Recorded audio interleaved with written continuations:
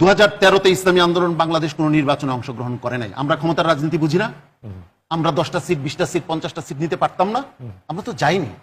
আমরা এই হাসিনার বিরুদ্ধে অবস্থান করেছি। 18তেও আমরা নির্বাচনে যাব না ঘোষণা দিয়েছি। বিএনপি গণভবনে গিয়ে হালুয়া পায়েস খেয়ে সে 18 নির্বাচনে সবাইকে অংশগ্রহণ করতে বাধ্য করেছে। আমি শেষ করে দিই, একেবারে শেষ করে দিই। সেই নির্বাচনে আমরা বাধ্য হয়েছি নির্বাচনে অংশ নিতে, কিন্তু আমরা দুপুরের আগে সেই নির্বাচন বর্জন করেছি। সর্বশেষ 2024-এর নির্বাচনে আমরা অংশগ্রহণ করি। এরপরেও যারা বিভিন্ন ট্যাগিং করবেন, জনগণ তাদের সম্পর্কে সুস্পষ্ট ধারণা। আজকে এই কথাগুলি কেন হচ্ছে? আগে 300 টাকা চাঁদা দিতাম, এখন 600 টাকা চাঁদা দিতে হচ্ছে। এই কথাগুলি যে আসছে, এগুলি সাধারণ মানুষের কথা। আর আমরা তো এলিট শ্রেণী না, আমরা সাধারণ মানুষের সাথে থাকি। আমরা খেটে খাওয়া মানুষের সাথে কথা বলি, তাদের হৃদয়ের কান্না আমরা শুনতে পাই। বাতাসে লাশের গন্ধ পাই।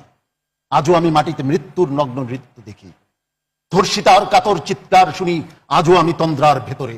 এদেশ কি ভুলে গেছে সেই দুঃস্বপ্নের রাত, সেই রক্তাক্ত সময়? শহীদ ভাই জিজ্ঞেস করেছেন আমাদের বট বাহিনী আছে কিনা।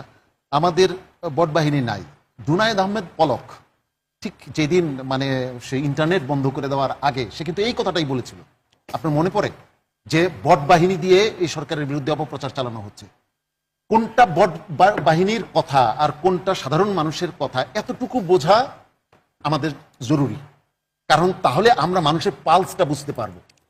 আজকে এই কথাগুলি কেন হচ্ছে? আগে 300 টাকা চাঁদা দিতাম, এখন 600 টাকা চাঁদা দিতে হচ্ছে।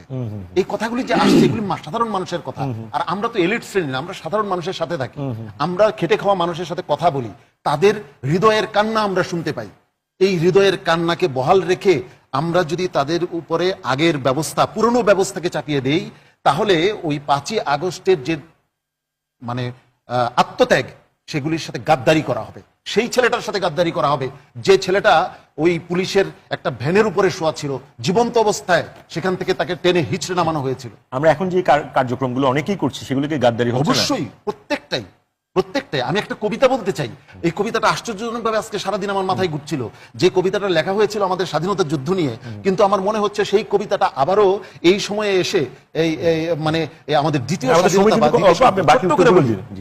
আজও আমি বাতাসে লাশের গন্ধ পাই, আজও আমি মাটিতে মৃত্যুর নগ্ন নৃত্য দেখি, ধর্ষিতার কাতর চিৎকার শুনি আজও আমি তন্দ্রার ভেতরে।